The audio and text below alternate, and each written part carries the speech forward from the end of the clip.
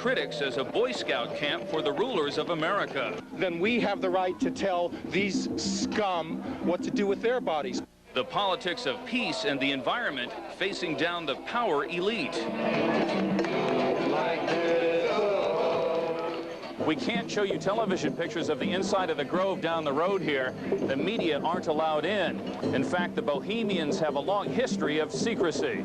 The Bohemian Club was founded 120 years ago in San Francisco by a group of newspapermen, businessmen, and artists. Modern-day members include some of the most influential American men of the 20th century. President Bush is a member, along with former President Ronald Reagan.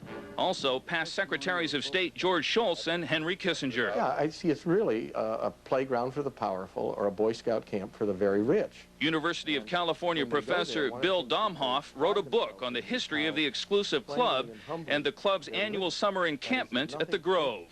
They drink together, they hang out, they shoot the bull, they burp, they yell.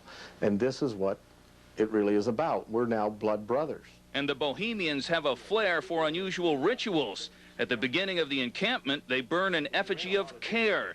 It's a symbolic way to cast off the cares of life and the burdens they must carry. It's a time to relax, share ideas, and be waited upon. But they just get away from Washington, and they really do have a good time. By your grave, I'm sure that you're dead. But the protesters see the Bohemians as men responsible for most of the world's evils. We do know that the Manhattan Project, which led to the atom bomb, was conceived in Bohemian Grove in 1942. We do know that Ronald Reagan and Richard Nixon cut a deal in there to decide who would run for president first. But is the encampment really a place where conspiracies are hatched and political deals made? Most of these people are too drunk to make a deal, let alone remember that they made a deal. The protesters say the Bohemians are drunk with power. They want them to go home and the Grove to be opened up to the homeless. You're under arrest for trespassing. I'm getting up.